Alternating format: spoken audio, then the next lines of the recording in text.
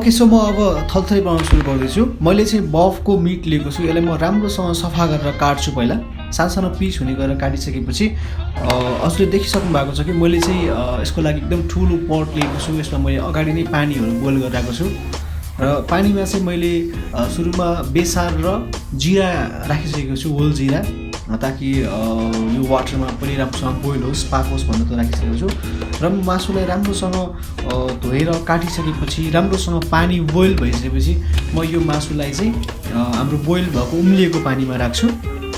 र मैले यहाँ चाहिँ एउटा पट लिएको छु, बिग पट। यो चाहिँ तामाको होइन, यदि तपाईँ तामाको छ भने चाहिँ एकदमै राम्रो हुन्छ।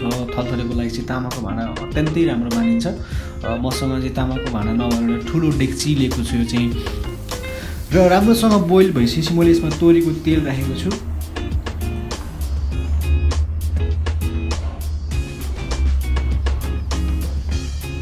र तोरीको तेल राखिसकेपछि यसमा राम्रोसँग पाकिरहेको मासुमा मैले अदुवा लसुनको मसिनो गरी पिसेको पेस्ट राखेको छु।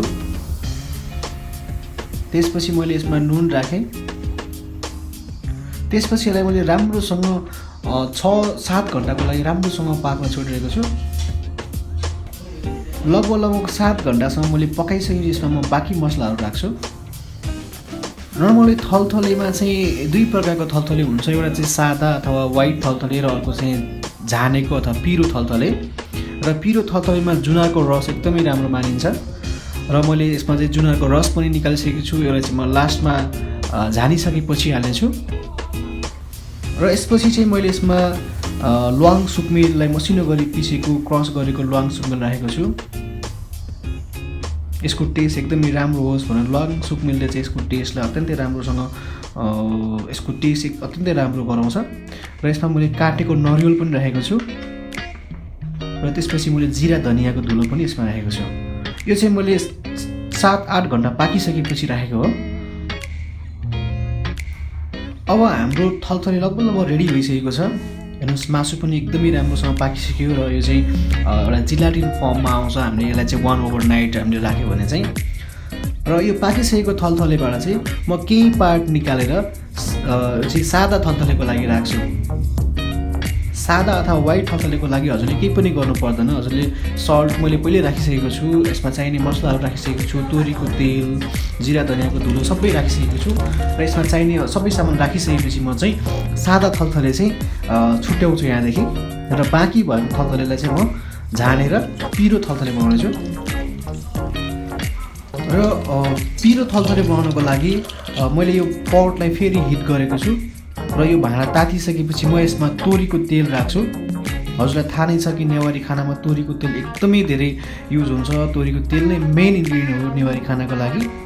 र तोरीको तेल राम्रोसँग पाकिसकेपछि, राम्रोसँग तातिसकेपछि म यसमा चाहिँ काटेको प्याज राख्छु।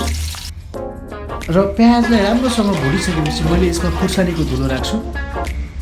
अब हजुरले थाहा पाइसक्नुभयो कि पिरो थलथले भन्ने बित्तिकै एकदमै स्पाइसी हुन्छ र मैले यसमा चाहिँ खुर्सानीको धुलो राखेको छु। खुर्सानीको धुलोलाई भुटिसकेपछि म यसमा चाहिँ फ्राई गरेको सानो माछाहरू सिधा राख्छु।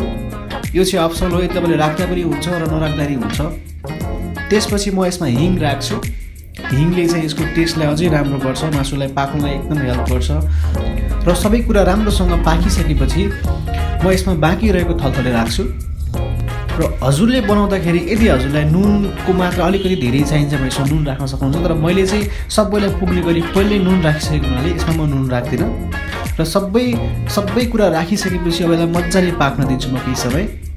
र यो राम्रोसँग उम्लिसकेपछि यसमा म बाँकी रहेको हाम्रो जुनारको रस, यानि कि सावरको लागि चाहिँ हजुरसँग यदि जुनार छैन भने हजुरले कागती पनि युज गर्न सक्नुहुन्छ। तर स्पेसली यसमा चाहिँ जुनारको रस नै राख्नुपर्छ। यो पिरो थलथले भएकोले यसमा अलिकति खट्टा पिरो अमिलो हुन्छ र यो चाहिँ यसको टेस्ट एकदमै स्पाइसी भएको हुनाले चाहिँ मैले झानेको हो। र हजुरले पनि ट्राई गर्नु होला यो घरमा कस्तो हुन्छ। अब हाम्रो तखा रेडी भइसकेको छ। र म अब हाम्रो तयार भइसकेको थलथलेलाई, सादा थलथलेलाई र हाम्रो यो पिरो थलथलेलाई अलग अलग भाँडामा राख्छु। अब हाम्रो थलथले रेडी भइसकेपछि म दुईटै थलथलेलाई चाहिँ एउटा जिलाटिन फर्ममा जाओस्, एउटा चाहिँ जेली फर्ममा जाओस् भनेर चाहिँ म एक रातभरि चाहिँ चिसो ठाउँमा राख्छु। र एक रातपछि हेर्नुहोस् त हाम्रो थलथले अब रेडी भइसकेको छ। हजुरहरूलाई मैले बनाएको थलथलेको रेसिपी कस्तो लाग्यो कृपया कमेन्ट गर्नुहोला र यस्तै रेसिपीको लागि हाम्रो युट्युब च्यानल स्वाद और टेस्ट अफ लाइफलाई सब्सक्राइब गर्न नबिर्सिनुहोला र आफूलाई मन लागेको खानेकुराको नाम हाम्रो कमेन्ट बक्समा कमेन्ट गर्नुहोला म अर्को भिडियोमा यसको रेसिपी लिएर आउनेछु हाम्रो भिडियोलाई अन्तिमसम्म हेरेर साथ दिनुभएकोमा हजुरलाई धेरै धेरै धन्यवाद र अब हजुरले पनि आफ्नो घरमा थलथले बनाएर थलथलेको मजा लिनुहोस्